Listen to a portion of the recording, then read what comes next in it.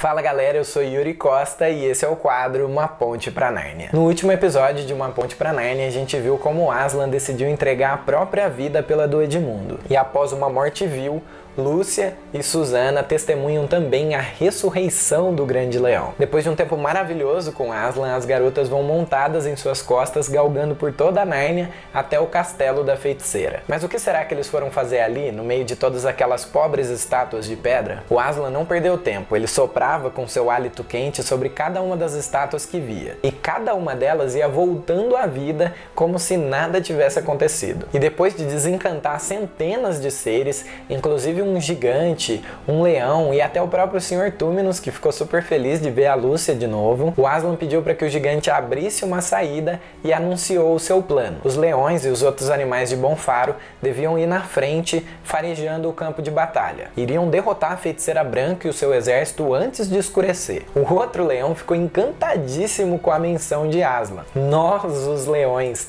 eu e Aslan.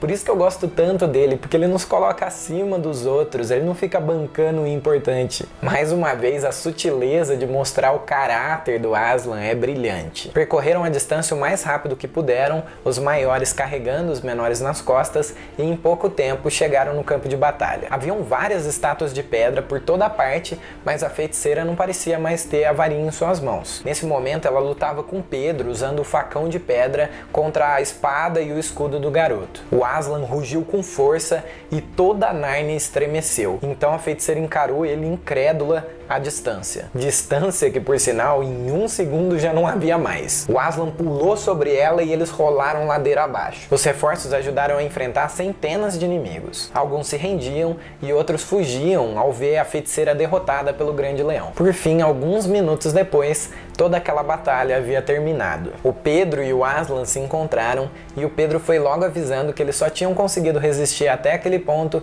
graças ao Edmundo, porque ele focou em destruir a varinha da feiticeira em vez de focá-la diretamente como os demais haviam tentado. Só que nesse ponto, vários deles já tinham virado pedra e o Edmundo estava muito ferido. Eles foram até o Edmundo e a Lúcia o curou com algumas gotas daquele frasco que ela havia ganho de presente de Natal do Noel. A Lúcia ia curando os doentes e o Aslan ia ressuscitando os mortos, ou trazendo à vida aqueles que haviam se transformado em estátuas de pedra, como o livro coloca. Olha, não se sabe de onde o Aslan tirou tanta comida, mas todos eles comeram e descansaram ali mesmo naquela noite. No dia seguinte, seguiram rumo ao mar até chegar em Cair Paravel, onde o Aslan coroou os 4 irmãos como reis e rainhas de Nárnia. E no meio da festa, ele desapareceu. O Castor já havia lhes dito que o Aslan era assim. Às vezes você o vê e às vezes não vê mais, porque ele não é um leão domesticável. Ele vai aonde quer e onde precisa estar. O Pedro fica conhecido como o Magnífico, a Susana como a Gentil,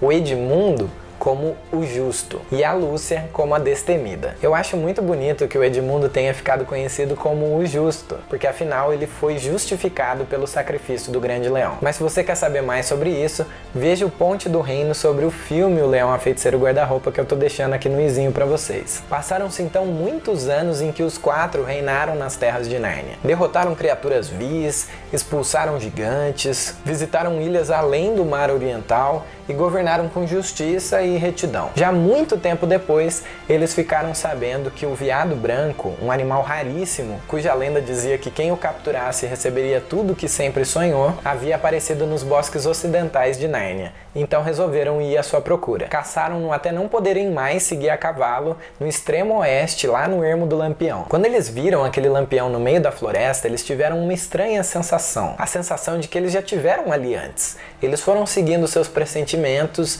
e acabaram cruzando não mais árvores, mas casacos. Até que de repente se deram conta que estavam de novo na sala vazia. Já não eram mais homens e mulheres, reis e rainhas, vestidos em toda sua glória.